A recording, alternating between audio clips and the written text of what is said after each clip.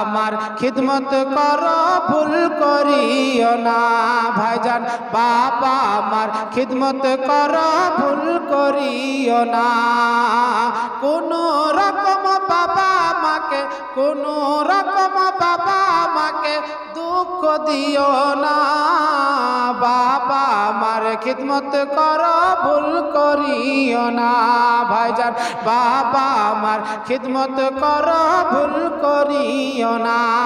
বন্ধুগণেরা আমার আল্লাহ তাবারাক ওয়া তাআলা পবিত্র কালাম পাকের মধ্যে কয়েকটি আয়াতের মধ্যে নিজের হকের সাথে সাথে পিতামাতার হকের কথা বলেছেন। আমার নবী পাক সাল্লাল্লাহু তাআলা আলাইহি ওয়াসাল্লাম হাদিস পাকের মধ্যে বলেন, কোন মায়ের সন্তান নিজের মাকে যদি সন্তুষ্ট করার জন্য, নিজের মা বাপকে যদি রাজি করার জন্য একটি রাতকে যদি অতিবাহিত করে দেয়, আমার নবী পাক বলেন বেরাদার, ওই মায়ের সন্তানের প্রতি আমার মহান রব্বুল আলামিন সন্তুষ্ট হয়ে তার জন্য জান্নাতের দুইটি দরওয়াজাকে খুলে দেয়। জোরে বলুন।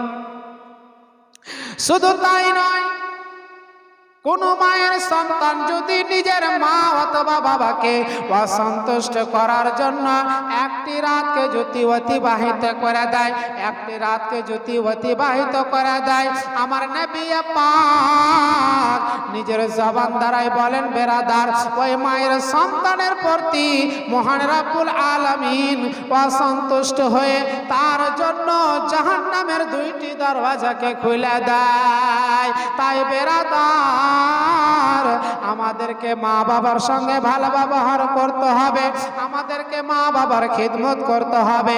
কারণ মা বাবার সামনে চোখ গরম করে কথা বলা যাবে না, কখনো মাকে নারাজ দেখা যাবে না, কখনো মা বাবার মনে আঘাত দেওয়া যাবে না, কখনো মা বাপকে চোখ গরম করে কথা বলবে না।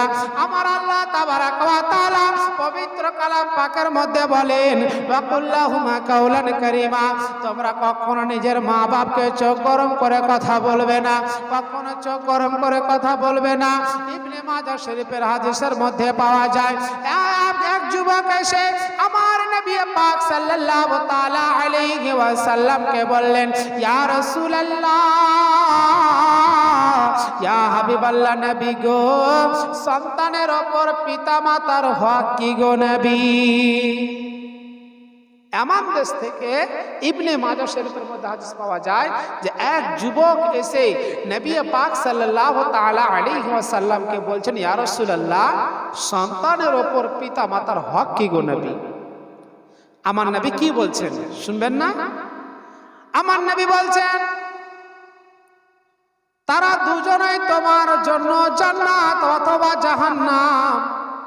তাদের যদি তুমি খিদমত করতে পারো, তাদেরকে যদি তুমি রাজি করতে পারো, তাদের মধ্যে যদি তুমি ভালোবাসা দিতে পারো, তাহলে তোমার জন্য জান্নাত। আর তারা যদি তোমার প্রতি অসন্তুষ্ট হয়ে যায়, তাহলে তোমার জন্য জাহান্নাম।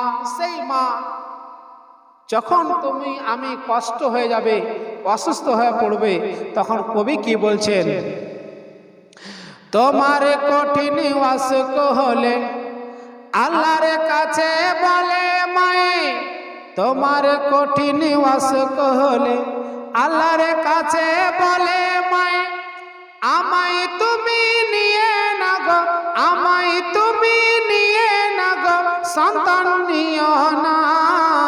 বাবা আমার খিদমত করো ভুল করিও না ভাইজান, বাবা আমার খিদমত করো ভুল করিও না।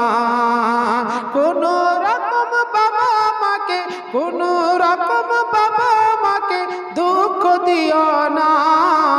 বাবা আমার খিদমত করো ভুল করিও না ভাইজান, বাবা আমার খিদমত করো ভুল করিও না।